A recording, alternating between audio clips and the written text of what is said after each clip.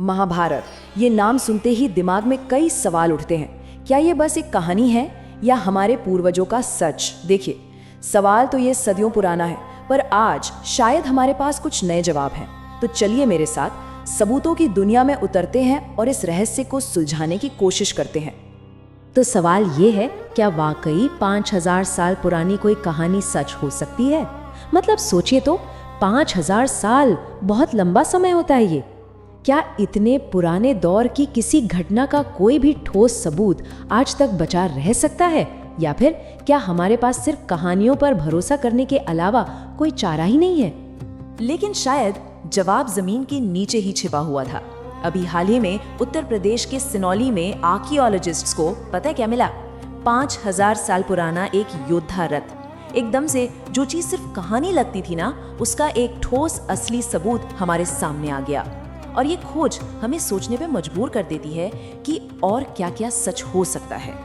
तो ठीक है, इस रहस्य की तह तक जानने के लिए हम क्या करने वाले हैं? सबसे पहले हम देखेंगे कि धरती के नीचे से क्या सबूत मिले हैं। फिर हम प्राचीन ग्रंथों को खंगालेंगे।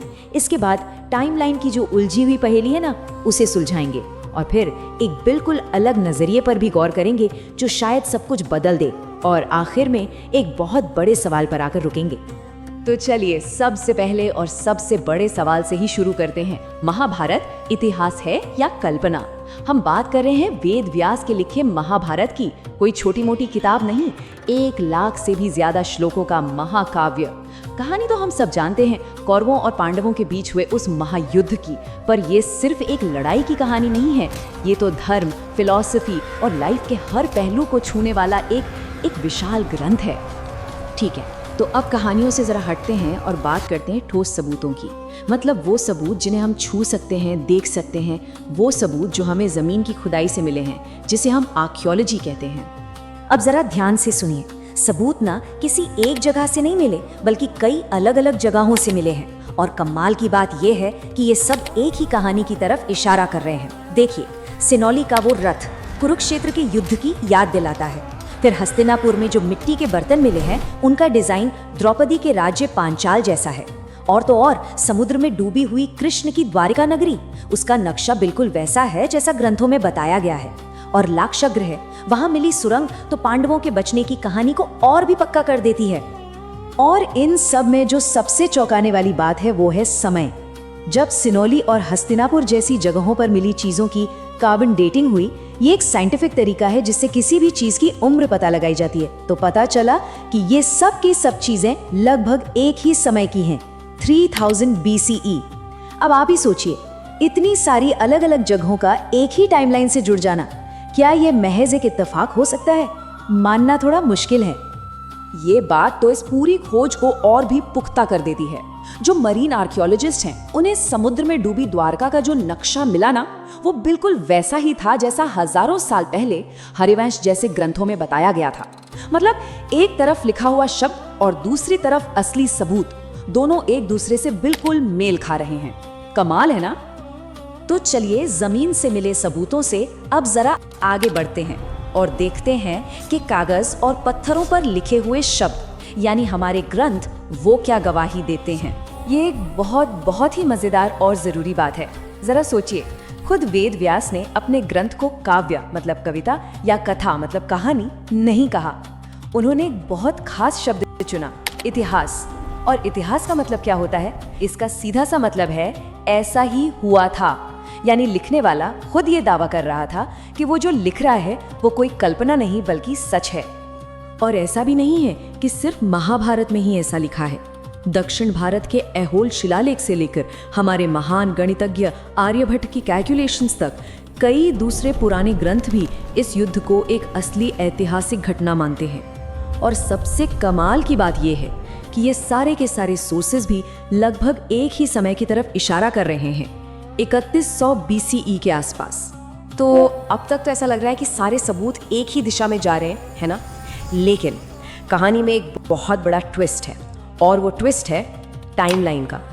तो सवाल ये उठता है कि क्या सारी तारीखें एक दूसरे से मेल खाती हैं?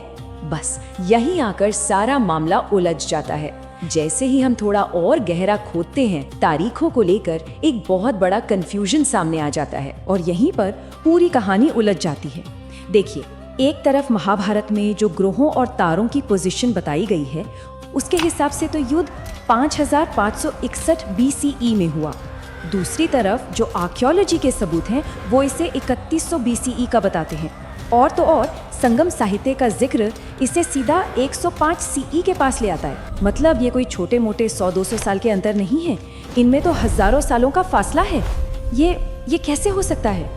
जब सबूत आपस में इस तरह से टकराने लगे ना, तो शायद हम सवाल ही गलत पूछ रहे हैं। शायद हमें ये पूछना चाहिए कि क्या हो अगर ये युद्ध कभी किसी असली बैटलफील्ड पे लड़ाई ना गया हो? क्या हो अगर ये युद्ध किसी रणभूमि पर नहीं बल्कि हम सबके मन के अंदर लड़ा गया हो? ये एक बहुत ही पावरफुल आइडिया है कि महाभारत जो है वो बाहर की दुनिया का नहीं बल्कि हमारे अंदर की दुनिया का नक्शा है।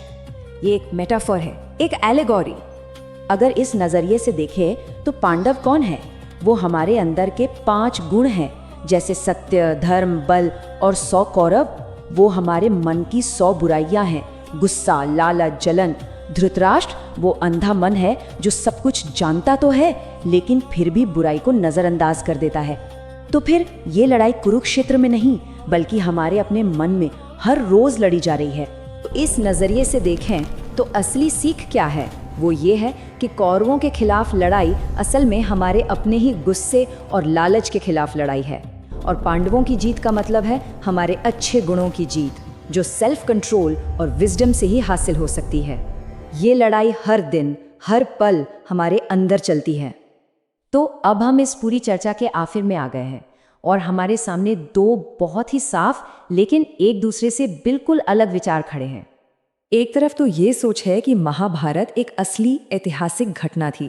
हाँ, हो सकता है कि समय के साथ उसकी असल कहानी में जादू और चमत्कार वाली बातें जुड़ गई हों। और दूसरी तरफ ये सोच है कि नहीं, ये तो शुरू से ही एक काल्पनिक कहानी थी जिसे समाज को सही और गलत का पाठ पढ़ाने के लिए बनाया गया था। तो आखिर में सवाल ये नहीं है कि कौन सही है और कौन गलत। असली सवाल ये है कि महाभारत आखिर है क्या? क्या ये हमारे पूर्वजों का इतिहास है या फिर ये हमारे अपने अंदर चल रहे युद्ध का एक आईना है? और शायद इसकी असली महानता इसी बात में है कि ये एक ही समय में दोनों हो सकता है।